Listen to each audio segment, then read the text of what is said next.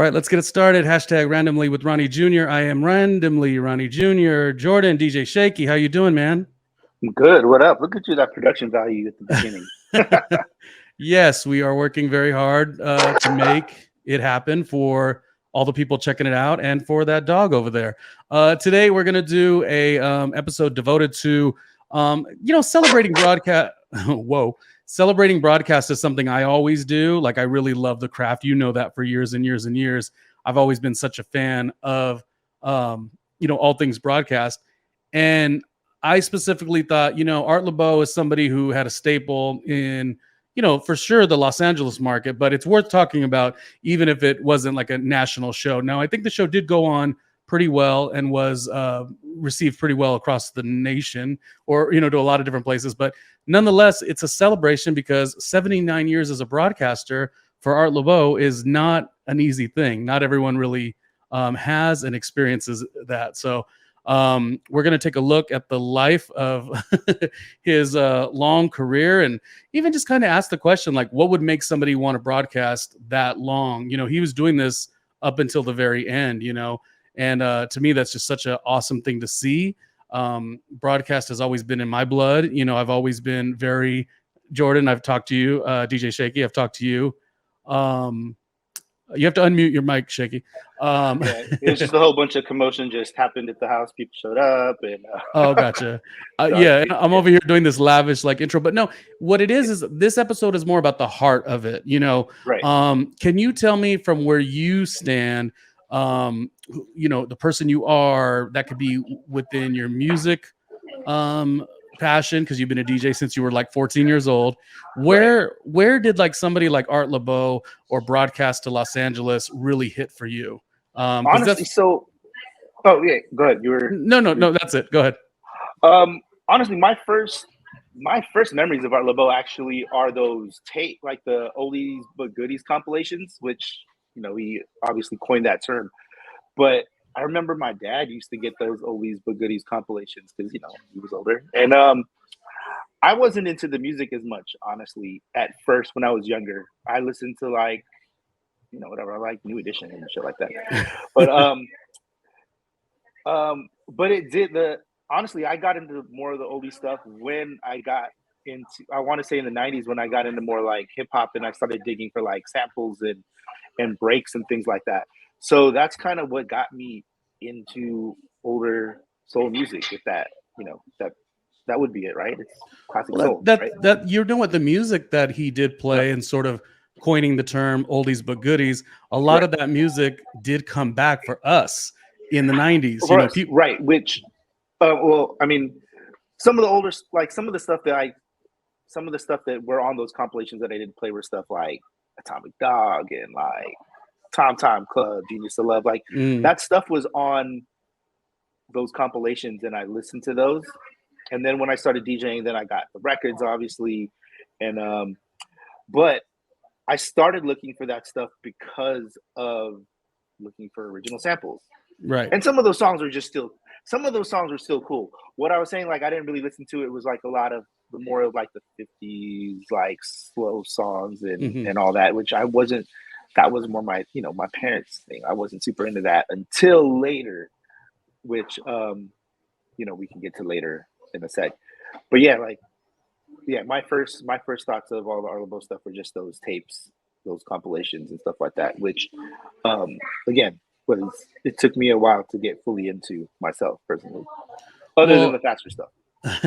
Even thinking about the genre, we're talking about the genre, and it did kind of expand. A lot of times it feels like his sound, or not his sound, but his sound as broadcasting this style of music, oldies but goodies, it did expand. It wasn't just one thing. And what's interesting about that too is, like, you've DJed since you were 14 years old. You're clearly not 14 anymore. And I've worked in radio for about 20 years at this point, on and off. We met, our very first radio station that I worked at with you was a station that did play on Sundays, the Art Laboe show. So the impact of that show, it really did leave a little bit of a legacy, and it kind of became its own thing. And that was the very first time I worked with you. That was the first introduction I had to radio. So the few times we would see Art Laboe around the radio station, we had so many other talents too. So I'm not negating Art's presence. It's just there was also Rick Dees was also in the building, and a young Ryan Seacrest becoming Ryan Seacrest was in the building, and art was And I will say, you know what it is too, that he had his own studio, so he was never at the station with us. Yeah, you know what I mean. Just events, really. Yeah. Yeah, but then but also because he was syndicated, so that was the thing where like, I don't know if he's like a pioneer of that, but I know for sure syndication did him well. Right. And if you do a show, you do want to be syndicated, and that's what I was saying earlier when you were handling the dog and stuff. I was saying, I don't know if he was nationwide, but he was, very, very. His show was popular across, a lot of radio stations across the country. So, like you say, might be a pioneer in that too, or one of the first. And so I stopped working in radio honestly because there's no money in radio for me. Like I wasn't making money. I ain't gonna lie. It wasn't your dream like it was mine, so I get it. Not that it wasn't. Like I went to school to do radio, and then I got a job in radio, and I was like, nah, fuck it. This is not for that money. Yeah. No. Yeah. So, you saw that quick, right? Yeah. Like I lasted a few years till I was like over it, because to me, I like music too much to work in radio. Right, because in radio, sometimes you have to see the business, and that's not fun. Which is why I like internet radio now, because nobody tells me what to do, and I can say fucking shit all that I want. You know what I mean? Like we can say whatever we want. Which is what we're doing here. Right. And we can play whatever we want, right? Like I can play like 90s hip hop to like the new Anderson .Paak. Then I can play, if I wanted to on my show, I could play a disco set. And we do that often. Right. We can go complete 180.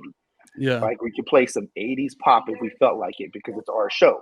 And our show is about DJs, right? So I mean, we're getting sidetracked a little bit, but that's just kind of me saying internet versus traditional radio. It's just the navigation of radio and the career. So, but to go back though to Laboe, like he's somebody that, like, he did it right.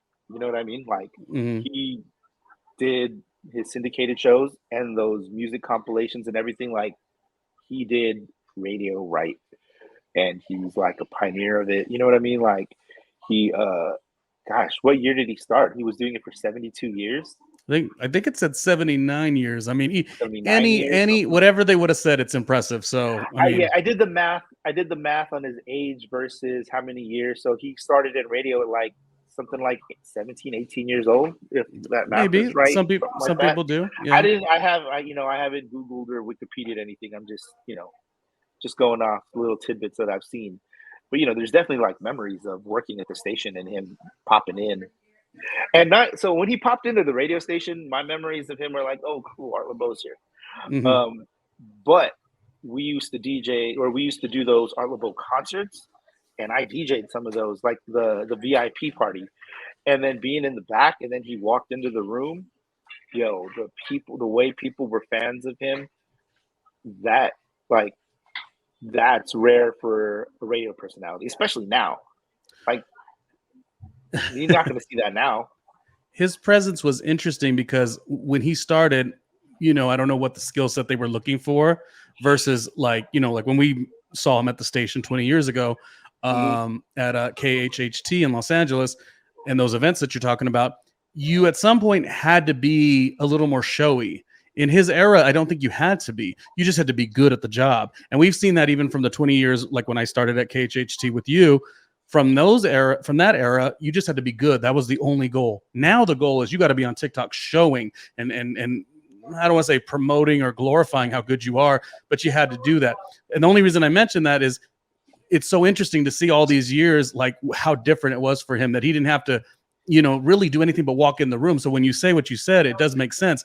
He was he was a little man, and he would walk into the room quiet and composed, but I don't think he ever needed to in his career. I don't know. I don't think he ever needed to toot his own horn. And to me, that's kind of special. Sure. I think he, but I don't think he was not showy. I mean, dude had like some chains on and some fancy rings and some watches. If it's a big event though, of course you're going to look good though. I mean, yeah. He wasn't not showy. I just think he was from a different era. You know what I mean?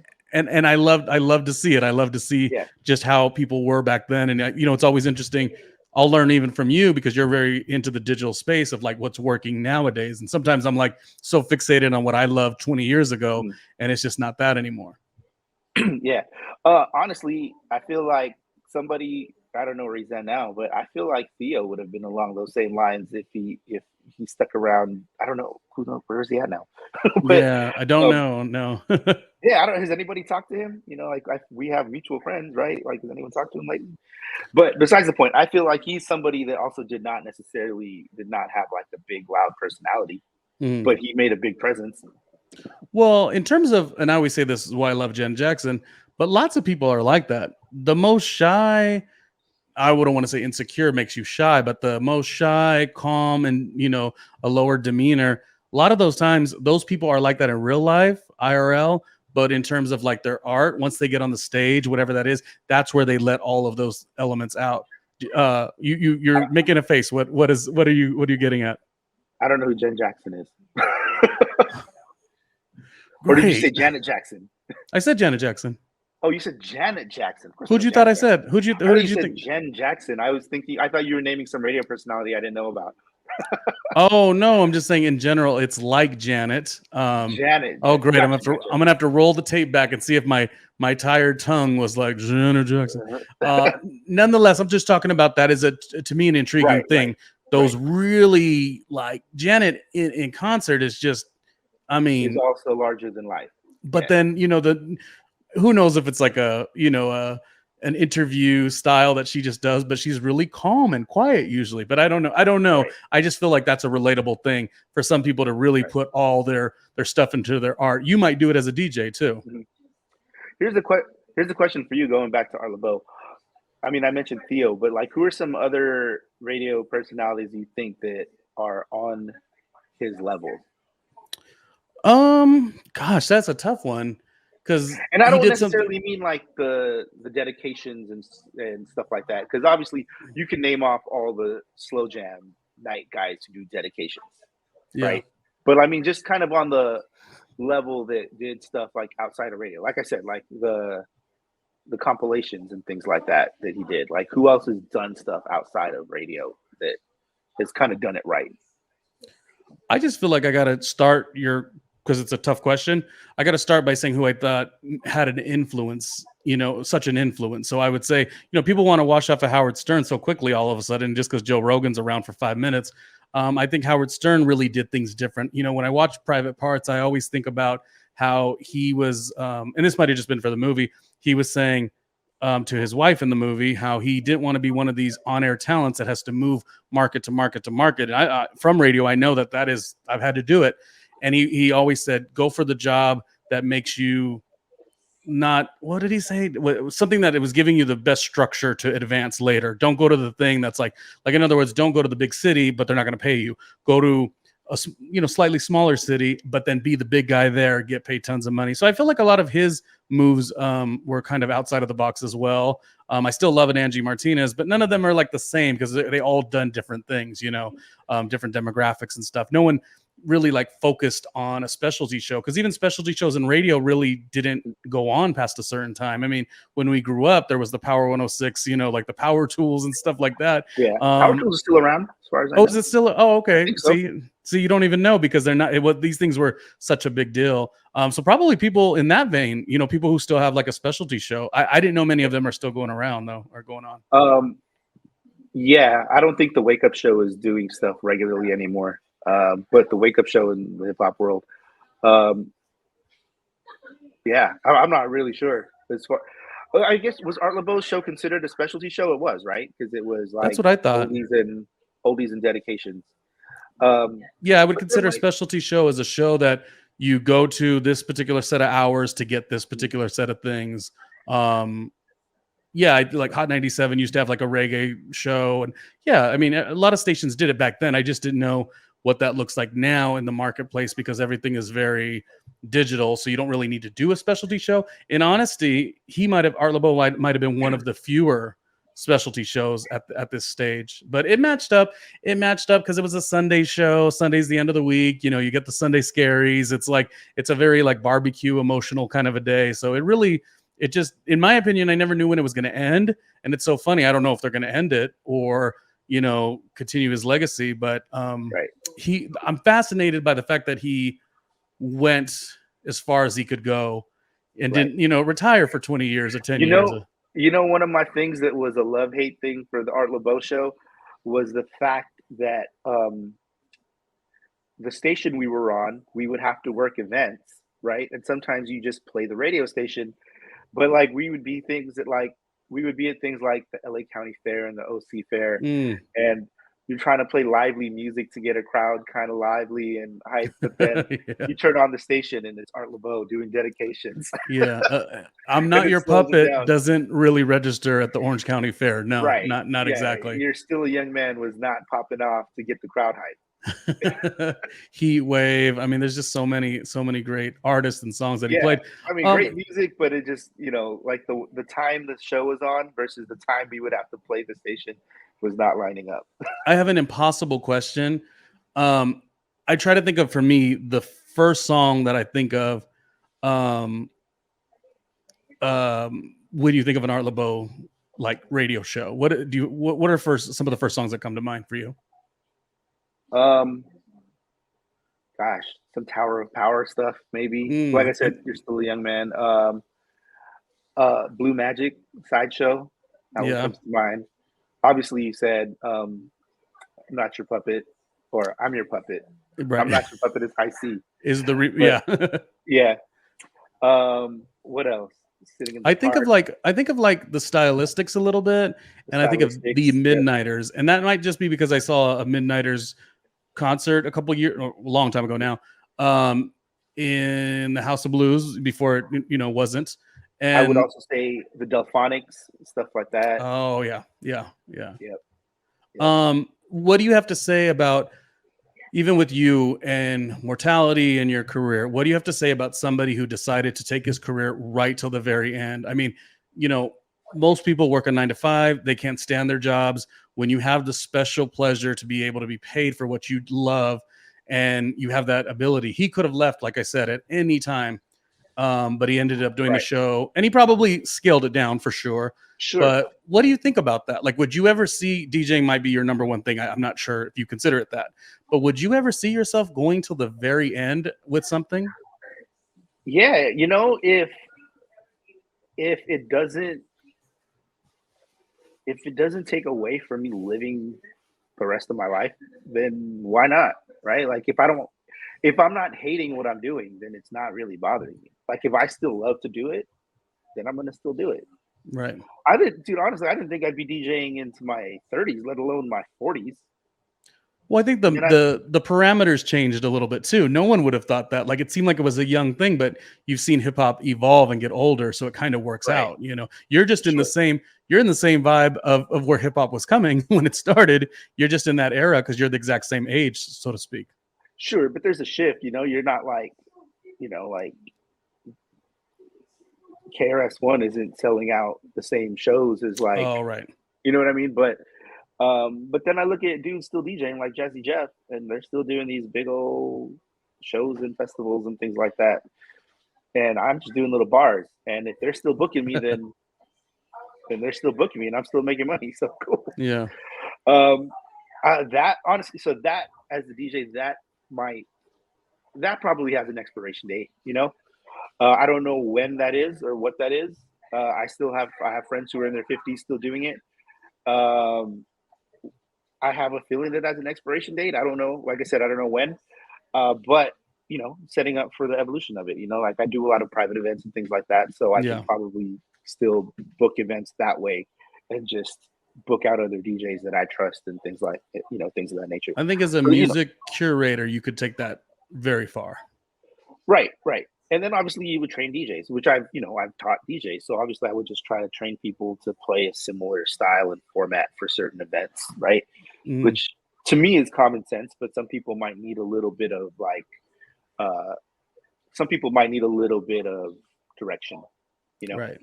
So that's kind of that's one way I still see doing it till whenever. Because at that point, if I'm just booking and you're booking me and running it, then I don't have to go places. I could do that. Because obviously, mobile gigs, lifting equipment in my 50s and 60s, I don't know if I want to do all that. Like, I Yeah, don't want to haul these no. speakers into the truck and, set up and run cables and wires and crawling around the ground. I'm not trying to do all that. And same with the bars. Like, do I want to be at the bar getting requests from a 20-year-old drunk girl? Like, No, maybe not. not anymore. Well, But as of now, I still get booked to do it. So, like, when I know what the expiration date is, I'll let you know. I respect so much about him taking his career like that. And I remember like even locally in Los Angeles, there was a newscaster like Hal Fishman on KTLA. Same thing. He took it right to the end, and nothing is right or wrong. Regis, I would have loved to see Regis on with Kelly Ripa for, the rest of his years, before he passed, what was that, 2 years ago? But it's also, you got to protect your peace. What's the best bet for you? You know what I mean? But to me, I was always like fascinated by it. I was like, if I want to, and if I succeeded at a certain level, I could essentially take this and do it because I love it. Because broadcast for me was the thing that I wanted to do since I was a kid. So this is never a fell into thing. This was never a accident. I want to go do something else, which I do want to do other things, but this was always the entry point. So I think that sometimes, even when I left traditional radio, and I've been back in and out and will always be, but opportunities aren't as big when you get to a certain age and stuff like that. But I was always thinking, do I do this YouTube channel? Do I do these podcasts, digital stuff? Like, if I do it, what's the point and how long do I continue on? Because I started worrying about my age. But then I was like, you know what? As long as you have a variety of stuff to draw from, great stories, tons of experience, tons of memories, which I do happen to have, you can kind of take all of that and put it in a blender, mix it up, and then you continue to have your show and do it from your point of view. So in a perfect world, I would do what Art Laboe did. I may not have the Art Laboe fan base, but I would do what he did and take it all the way and do a show a week. Because to me, broadcasting, being behind this microphone, is one of the funnest things I've ever done day one.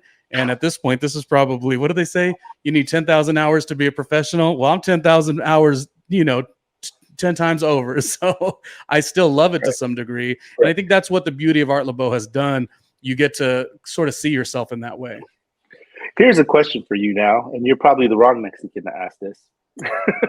But what do you think made Art Laboe such a staple in, and I'm not even going to say like Latino Hispanic community, I mean specifically Mexican. Like, what made Art Laboe such a staple in the Mexican community, especially in LA? Like, what do you think that was? Well, I think like you talked about the branding where it was like the oldies but goodies, but then you were saying your dad might have listened to stuff that was even further back from the 50s. I think we look at Art Laboe's show as like one thing. We really do. We're like, it's this demographic. But then it's a lot of little demographics. And I think like over the years, I can't say for certain, but I think he like evolved a little bit too. Like, when he started throwing in like the Amanda Perez's and the ODMs into his thing, he made it more of a bigger scene. Now that's not my scene for sure. I'm not lowrider oldies or anything like that. And I certainly, I've lived in New York a lot too, not just California. Of course, I'm from here, but I think just implementing that and giving more of a community a chance to like latch onto it. I love it for the music. For me, it was never like for the car culture. So I can't really see it from that point of view. I would love to maybe hear what that is. But to me, it was always like when you mentioned those artists, like the Delphonics, Stylistics, the Midnighters, all these people, I'm like, Heatwave, I'm more like, I want to know their backstory. It's not necessarily just from a place of, oh, those are good cruising songs. Because while they are cruising songs, and like you said, I'm maybe not the right person to ask, I didn't ever define them as cruising songs. It just was like a great place. Art Laboe was great because you would just find all these songs that you liked because you really loved digging into that side of your musical taste. But then it was just branded as like lowrider and stuff like that. I didn't really know that because I would look at some of the artists who were from Philadelphia or Ohio or wherever. Yeah. Here's my thing too. So I DJ'd a birthday party. It was a backyard party, and this is about just like 3 weeks ago. It's like one of one of Al's friends' older brothers was turning 50, right? Okay. So at the end of the party, I was playing like more slow and mellow stuff, and I was playing stuff and I was mixing it and everything, right? And I was playing stuff that you would probably play on the Laboe show. And one of her friends, because Val was sitting next to me, and her friend was sitting next to her, and I played something. I think it was like Rafi Pagan, "Make It With You," right? And then she was like, "Oh, that's a good one." Yeah. Right. And then she kind of gave me that look, like, and even said out loud, like, "Oh, what do you know about this song?" And I'm like, and that's her close friend. I didn't say it out loud, but in my head, I was like, "Don't you know who I am?" Like, check my credentials, right? Check my resume. This person thought you didn't know about it. Yeah. About Ralphie Pagan. Yeah. Yeah, right. And I kind of like, I laughed, and then I was like, I took it a certain way, and I was like, "Don't you know who? Like, check my resume first of all, right?" But then it just kind of goes back to the whole thing of these Art Laboe show, and like the first thing like people joke about, and we all joked about it when we worked at the radio station, was like all the dedications from jail, right? And all the gang names like Joker and Sleeper, and like dedicated to my lady, right? Like, how did that, it's funny to me how that became like one of the defining things about his show, essentially, in his career. It really did. The kiss became the thing that was like a big dedication thing. Right. Yeah. Right. And honestly, if it wasn't for him already established as Art Laboe, like, would this man fit into the crowd at his own concerts? Because I DJ'd those shows, as I said, and he did not fit in with the people who were in his audience. Well, that's the beauty of branding and where you end up. You know what I mean? Like, if the show was more of like like you said, 50s music at one time, and then it just kept, adding stuff. I don't look like I said, I don't look at it in that. I understand the branding, but I don't look at it in that type branding where it's like, if I hear a song of that era or of that generation, I'm not like thinking, oh, this is very lowrider, oldies sounding, I'm more like, oh, I want to make it with you. I really think that we can make it. Like, I'm thinking of the songs because I like the song sonically. Sure, and again, as I said, I'm looking at the artists and I'm like, some of them are from Ohio, from Philadelphia. A lot of them are from Philadelphia. The Midnighters are from LA, but a lot of them weren't. And they just somehow seem like they were from here, but they weren't. And so I was looking at it. Yeah. I never really thought of where they were from. I just thought of it more as like, this is the sound. This is that sound. Well, see, that's why I didn't. I didn't think of it as from here. I thought of it as where the artists were from, because I was always like, how could this just be, sort of like a coastal, Southwest Southern California sound, when this music's fantastic. So like living in New York City, it was great because some of those artists, continue to be, they thrive just as much out there, but it's just a different culture. It's not a lowrider oldies, or, as you said, dedicate to such and such. So, and how did he become that guy? Probably just because, Huggy Boy was somebody big back in the day. Probably he just outshined everyone, or, out stuck it through. And then, you rebrand as you go. And also, it's a job. Who knows? He may have had moments, you would never probably say this on the microphone, but where he wanted to go this lane, but this is the lane that was, feeding, feeding and helping him pay for his homes and stuff like that. Yeah. I don't know. Admittedly, I don't know if I was a big enough follower of his to know how he ended up taking that route. I just know, the only reason I feel we can speak about him is because we worked at the radio station that he was on, and I had DJ'd multiple concerts of his. The VIP parties in the back, which those are stories for another day. Maybe we don't want to share all those stories publicly. Yeah, well, that's a Patreon story. Did you work some of those with us? I worked some of them. I mean, I'm not a DJ, so I was never like in the capacity of you, but I was definitely in the scene, where we had to go, because our radio station played a lot of like 70s funk too at the time. So we had a bunch of other events, but then an Art Laboe event was a different kind of event, and that's what Jordan's talking about. Yeah, it was different kind. So it's different. So the after parties, or not the after parties, the VIP parties, which was like backstage, not really backstage, but in like a certain area, right? Like there's definitely a certain group of people there, but then you walk out into the crowd, and that was a whole different thing too. Because I think I was playing in the VIP section in between acts, kind of like when there would be a DJ on stage or in the crowd would play in between acts. And then after the show, I think we played for like another, like maybe 2 hours. I think like there was a 2-hour after party or something like that. I know the party went on for a little while after the show, because I remember getting live, and I remember drunk people. Those are the stories.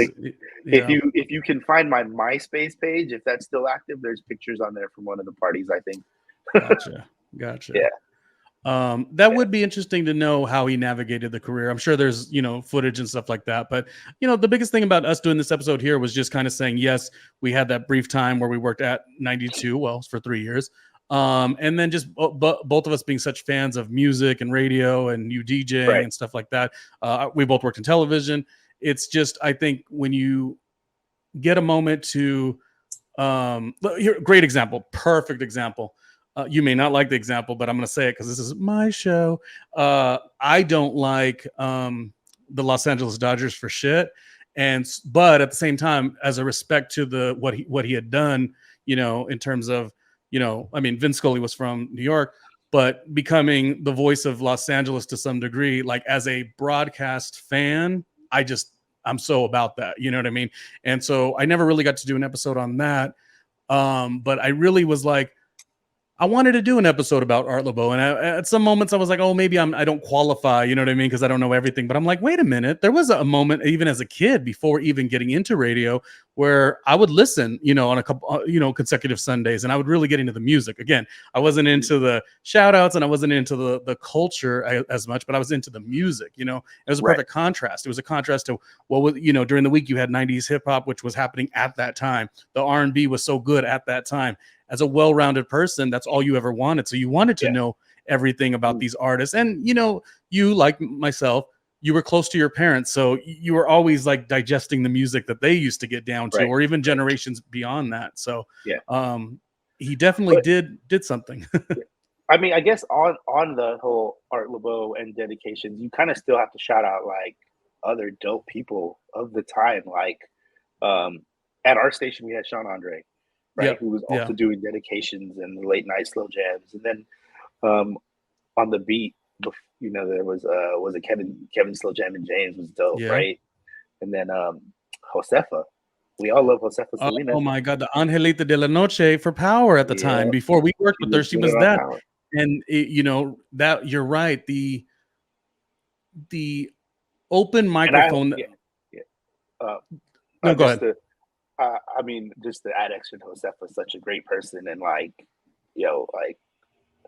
her and her daughter Paris connected me to like my biggest profile client, which we know, and that's probably the biggest profile, person or family, because Josefa, Paris worked for the Smith family, and Paris was talking to her mom, and she goes, we need a DJ for this. And then she was like, why don't you call Jordan? And then Paris, who had booked me before for other things, was like, oh yeah, I should. Called me. And then, God, that was like 15 years ago. And, they're still using me up until a little after Will's 50th. Right. I did a couple things for them. Yeah. That's the power of being in the radio station hallways at that time. There was always something you could find that you can contribute to, or somebody was interested in using your eager skill set. So in theory, if you want to do the lineage of things, right, like me doing parties for Will Smith is because someone like Josefa Salinas, and someone like Josefa Salinas got to do her thing because she did stuff similar to Art Laboe. Is that a stretch? I don't know. Either way, no, I don't think it's a stretch. I go ahead. I know. I said either way, I'm going to thank Art Laboe because one thing begets another. One thing leads to another. One thing begets the next. Yes, I Yeah. believe it is all kind of connected. It's sad. It was. I remember when it happened. It was sad that they stopped doing like slow jam shows in the evening. All the radio Mm-hmm. stations started going more towards just like the regular programming. But it was such Right. a special time, and people really hung off that connection. Much like and sometimes you and I go back and forth, not arguing in any way. Jordan knows the digital space way more than me from his past clients that he's worked with that have succeeded very good. So sometimes we'll go back and forth and banter about it, and I'll always be resistant of it. But the concept is Jordan sometimes will Shakee will sometimes say, well, this is kind of the new era or the new way people are doing that connecting direct kind of a thing, just like you would do. Like I used to love radio, like a morning radio show, and everyone would call in off the topic, etc. But now it doesn't go that way. But now it's like you take it to an IG live, you get the same effect really, and you build your community. It's just done a little bit differently. But in those times in radio, I sure loved it. I loved all of those shows. I would always listen to the slow jam shows. I thought it was actually very cool. And yeah, maybe some of that contribution is to the work that Art Laboe did. But yeah, no, that's what we experienced as far as like seeing his work, knowing his work. And as I said, I would listen. I think it was like 11th grade year. I was really into listening to once I got into Brenton Wood, it was over. Brenton Wood was just such a way in. What was the song I really liked? I'm the one who really knows was great, but the when he gets home from school, he tells his baby that he missed her. So the one he just seen 5 minutes ago, he talks an hour, he hangs up, and then picks up the phone and calls her. Oh, that is I'm the one who knows. Anyway, I mean, the music is so damn good. Art was just being the vessel to kind of communicate that to the people. So, and everyone ate it up. Yeah. I'm also a big fan of Joe Bataan. Yeah. Well, yes. Well, you could talk about even. This is the cross cultures of, well, I don't know, how would you describe it, but that's exactly what it is. It's style influence based on where you're living, but then, crossing cultures, and it's still, as long as anything is done authentically, it's always going to work. When it's I guess Joe Bataan is like similar to Art Laboe in the sense that not Latino at all, but huge in the Latino community. Like Joe Bataan was a Filipino black guy who grew up in a Puerto Rican neighborhood in New York and somehow just became a big staple in the Latino community. Because essentially he was doing Latino influence music, right? Like salsa and soul music, and he coined that term salsa soul, which like Art Laboe coined oldies but goodies. Joe Bataan did salsa soul music. Culturally speaking, or where we're at, it's tough because right now everything is very divided, and a lot of it sensitively should be, because for years, like, certain communities would rise, certain communities would be torn down. So I never knock anyone who's like overly sensitive. I'm like, no, a lot of these sensitivities are normal. The only hard part in terms of the arts is that one of the things that made the arts, and again, why I love a city like New York City is because it's a hodgepodge of people, and those influences used to connect. I feel like a lot of times it's really hard to connect. Now, you could do that with your friends and family and stuff like that, but in terms of art, everyone's really protective of a lot of these identities and such. And again, rightfully so. In terms of the art, I would love it for us as a people. And I'm talking, this is beyond, politics, Democrat, Republican. I'm just saying in general, it's so divisive right now that I would love it to come back, because when you could embrace all of the things, like, how many things I learn, within your culture, how many things do you learn from things that I talk about? That's the beauty, and that's what makes the art better. You get what I'm saying? And I feel like, unfortunately, right now, we're not really getting a lot of fusion. Fusion's such a weak word. I wish I didn't use it, but we're not getting a lot of fusion right now, Yeah, I get what you're saying without, you're trying to like kind of not kind of move around the whole point of like appropriation versus appreciation, right? Yeah. And just to kind of bring it back to Art Laboe, sometimes there's also, which kind of the term gets overlooked often, is like, product of your environment, right? Like he did, he had the whole thing with El Monte and all that, right? Like again, product of your environment. Memories of Amante. Yeah. Yeah. How funny. So That was like one of the first CDs I got of his. right. So like product of your environment. So someone like going back to Joe Baton also like he grew up in a Puerto Rican neighborhood. He just happened to be black and Filipino. Like he had songs in Spanish, but he was not Puerto Rican. Um, then it comes to like myself, right? Like I grew up in Monterey Park, where most people here were either Chinese or Mexican. Yeah. A few Filipino people too, but not that much, right? So those are my influences, and somehow, like I grew up listening to like hip hop music, like Right. it's just what it is. Like, you know, I guess it's different when it's like, oh, you can't do that because you're not part of it. Like, but I don't know anything else. You know what I mean? Like, if you do it from a place of respect, you're actually not doing anything other than respecting it.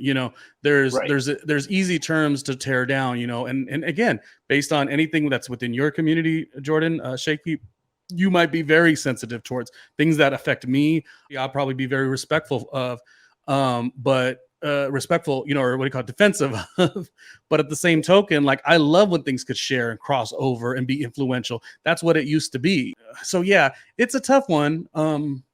But I feel like I've never done it wrong. I feel like I've always done it the right way. I've always just appreciated what I appreciated. I always wanted to have tons of respect within each of the influences and just keep it moving. But that's what it is to live in these melting pot neighborhoods. You lived in Los Angeles, right in the middle of it, really.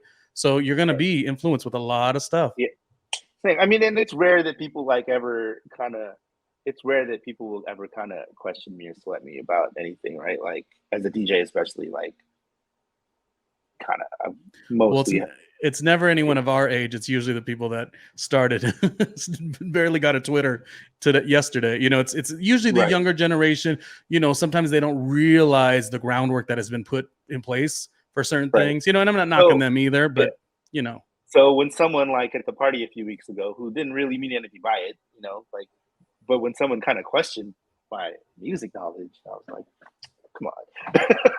Yeah, I took it a little kind of way. I didn't say it out loud though, because obviously that's one of our close friends, and she's cool. Like we're like I get along with her and everything. I just for a quick second I was like, I was really trying my hardest to not say some smart ass shit.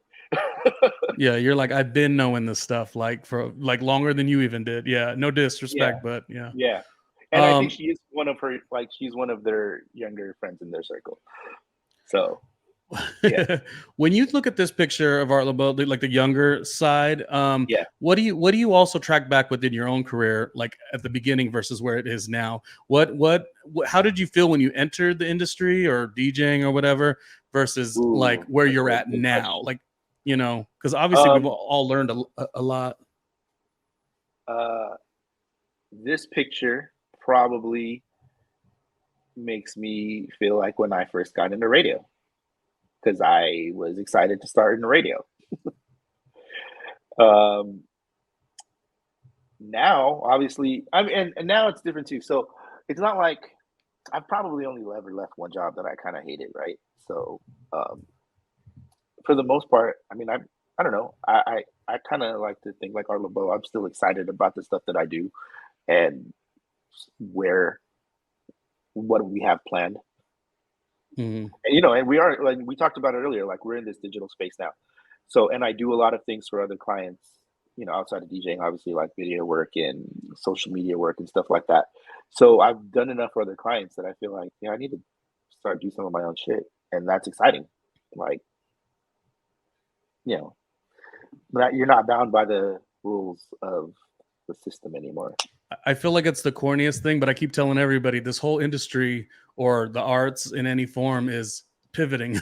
you know, just like switch it Yeah. up. I never in my wildest thought I would do a independent YouTube channel, and then, you know, though the channel's still newer and has not really exploded in terms of like numbers, but what it's done for, you know, how many calls I get, like, oh, Ronnie, can you produce my show, my this, my that, you know, because they also know that I have a radio background. I also produced a podcast for VH1 for a year. So it's so odd. I would have never wanted to pivot here, and then yet I do. Then all of a sudden different opportunities have come to me. Even currently there's a couple actually potential radio jobs. So, you know, my heart never wanted to get rid of radio. And then when it finally did, because it was time to move on and try new things. So then I went into the independent space. And then now it's opening me up to everything else. And I think that's sort of to your question, like, how did Art Laboe end up here? Whatever here is, whatever his final destination was, or his branding or whatever. It's like he probably just kept trying different things, and this one was the thing that received him, and he received it back, you know. Yeah, and I mean, I don't even want to say ended up here. I mean, he ended up here a long time ago. Like, he had been here for a long time, since we were young, multiple decades, right? Exactly. So, and I feel like, I don't know. I feel like he kind of, I don't think he worked his way into one thing. I think those things were, I guess I'm answering my question from earlier. Those things worked its way to him, if that makes sense, right? And then, you know, he had a long career and a long life, and I feel like, man, he finished his life off doing what he wanted to do. It's like, it's funny because people will try to be like, how do you become a this? Like, how do you become a Vince Scully? How do you become a Art Laboe? How do you become a whatever it is? And it's like, you really don't. You just are you, and you just keep adding to your arsenal of things. Right. And if you're lucky enough that it stays, you know, visible where people really want to continue to work with you, you could keep it going. You know, I've wanted to quit so many times because if I didn't get into regular radio, I was done. Yeah. And now I'm sitting sort of, not all the way, but in one of my better positions, you know what I mean? Because now I've got my independent, you know, situation going, and that's, you know, profitable. But then also now opportunities are coming here in terms of me sort of being a producer, which I've already done in regular. I worked at Complex Media, you know, for a short time, but still, America's Got Talent, Married at First Sight. I've worked, you know, in these jobs, and now I'm kind of doing it all like within my own business, let's say, and not shunning radio. So it's really interesting to know that if you have a good open mind and pivot, you kind of get where you need to go. But hey, man, those songs were great. I mean, I really liked them. Like I said, Brenton Wood really did it for me. I think of The Midnighters quite a bit when I think of Art Laboe, Heat Wave, Stylistics. There's so many. I wish I could name more, but it's just great music regardless. So, and he got to be the Yeah. Stylistics for me, I thought like I just thought that was such a good, like, if you hear a Stylistics record on a Sunday, War was also very good. You know, if you were going to go like the Santana route, War, you said Tower of Power a bit ago, you know, the big trumpets and stuff.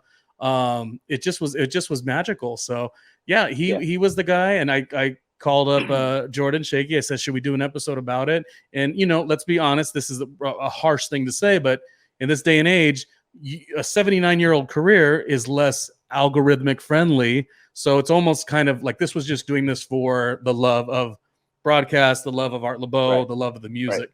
But who knows? Maybe it does do really well. But that wasn't the point. And memories. It brings. I mean, it obviously brings memories to ourselves, right? Because we work. You know, and like, I had a good time working in radio. As much as the job itself was not necessarily like, or the income and the rules of the job were not the best, the experience is still one of my best experiences. I always say radio is one of the best jobs that I would never do again.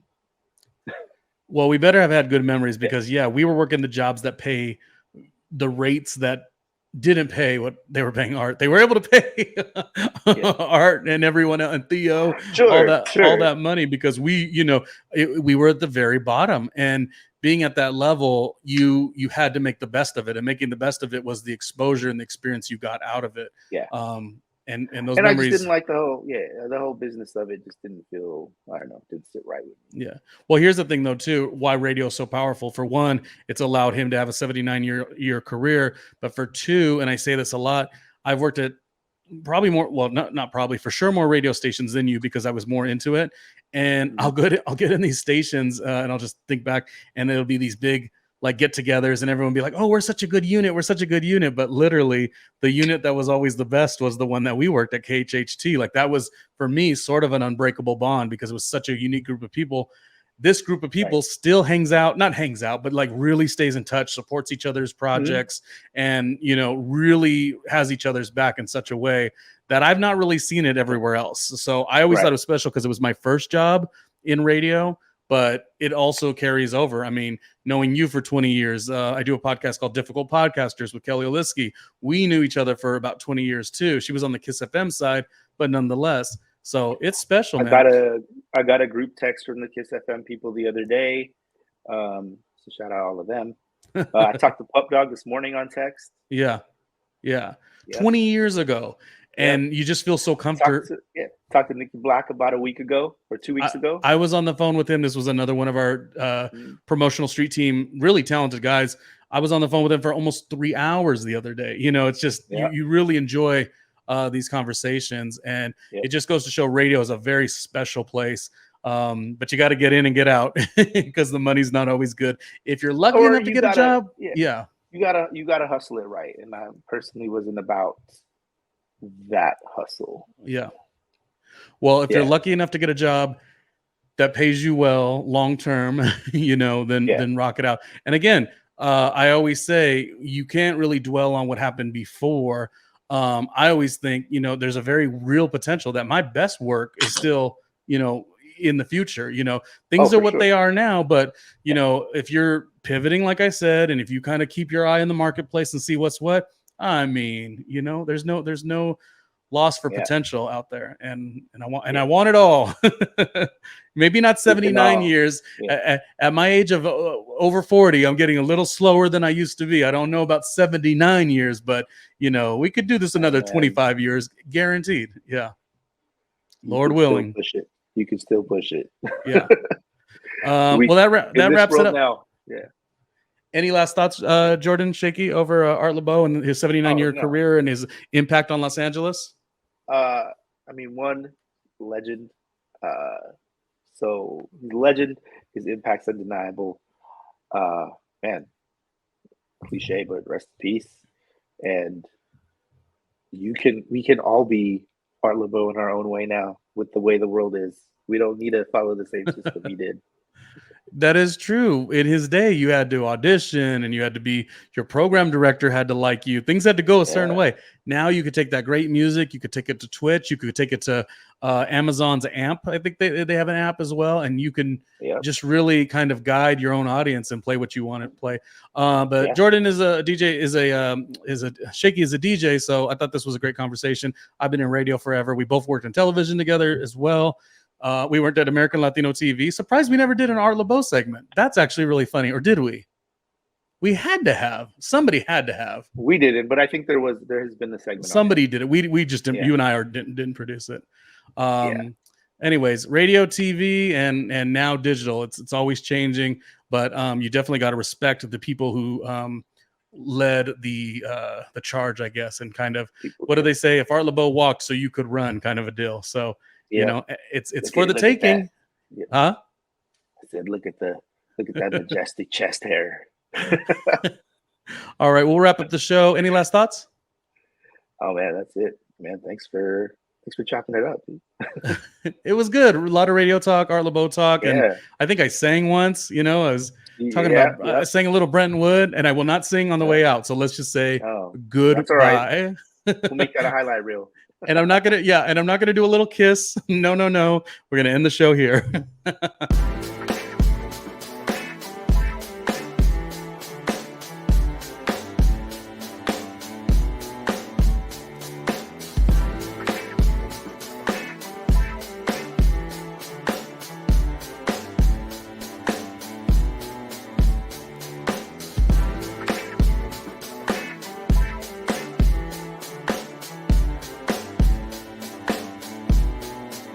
Hey, Ronnie Jr.